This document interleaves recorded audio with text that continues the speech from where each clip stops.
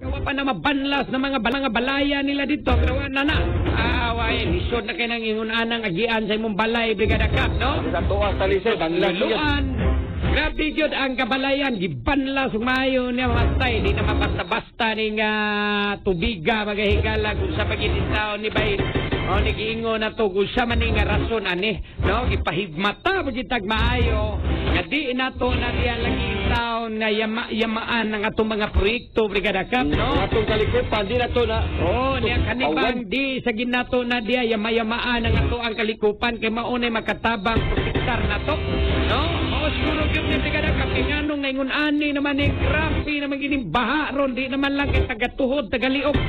No? Lapaw bay naman ning mga baha.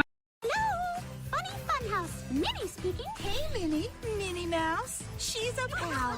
That's so nice. The kindest gal. I can't wait to come back and play with you again. She's got style. You like pink, just like me. And what a smile. Hooray! She's your friend through thick or thin. Come and spend time with Minnie Let's go. at the Mickey Mouse.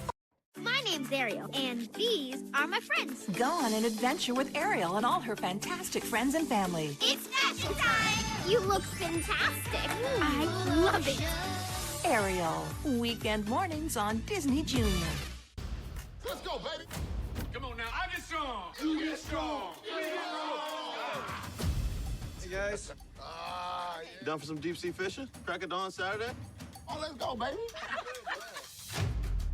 What time are you heading back? We'll be back by dusk.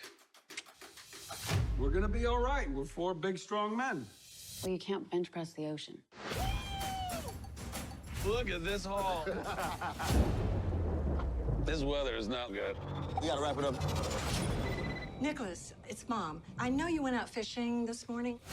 This big storm's supposed to hit. Love you, hon. Bye. Get back to the boat. I get strong. You get strong. You get strong. Let's go. Let's go. Let's go. Come on. This is now a rescue mission. We've got some men out in the open water. 4 men in the middle of a giant storm.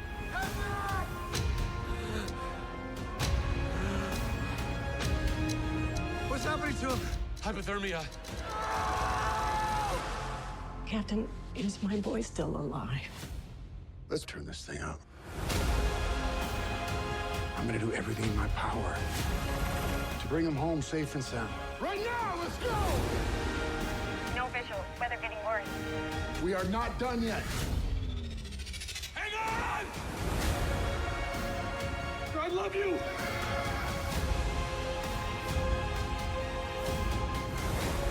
Hope is the strongest thing that we have.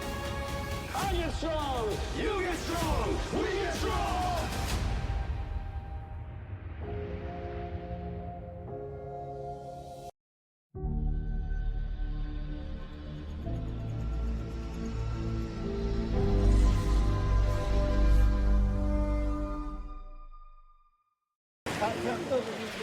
Nauwi sa enkwentro ang bypass operation ng Pasig Police kagabi sa barangay Pinagbuhatan matapos umanong makutuban ng suspect na pulis ang katransaksyon niya. Bibilin sana ng mga undercover na pulis sa suspect ang isang kalibre 45 baril. Biglang naging agresibo at unang namaril umano ang suspect. Nakipagbarilan ng mga pulis na ikinasawi ng suspect. Nagkaroon ng brief encounter na sanhin ang pagkamatay ng ating suspect.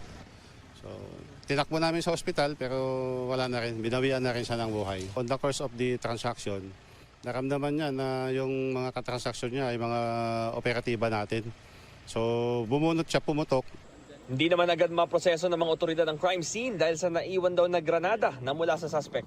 Kinordonan ng lugar at hinintay ng Explosive and Ordnance Division ng Pasig Police para ligtas itong makuha. Base sa investigasyon, marami ng record sa pulisya ang lalaking suspect. Sangkot na rin siya sa mga robbery hold-up dito sa City of Pasig at saka sa mga neighboring cities like Taytay and Cainta and Taguig. At may kaso na rin siya ito na mga shooting incident and yung anti-carnapping. Tinitingnan din ng pulisya ang posibleng pagkakasangkot ng suspect sa isang robbery hold-up kahapon sa Pasig. Nagreklamo ang biktima nito sa presinto. Isinama siya sa ospital kung saan dinala ang napatay na suspect. Positibo niyang tinukoy na yun nga ang lalaki ng hold up daw sa kanya. Na-hold up po ako, sir. Diyan po sa may San Isidro Street po. May bumaba po na dalawa po sila, bale. Isa po, sinundo ako para pumunta po sa may bahay po. Na sinabi, naglalabaw yung kuya niya. Siya po kukuha ng item. Unit po na cellphone po. And then pagdating po namin dun sa malapit na po sa Eskinita, bigla pong lumabas yung sinasabi niya pong kuya po. Yung transaksyon ko rin po na nakausap ko po, bigla akong binunutan ng baril and then tinutok po sa akin. Di ko po narinig ko. Basta narinig, sinabi ko lang po, opo, gumanon na lang po ako, opo. Binigay ko na lang po yung unit. Bam Alegre, nagbabalita para sa GMA Integrated News.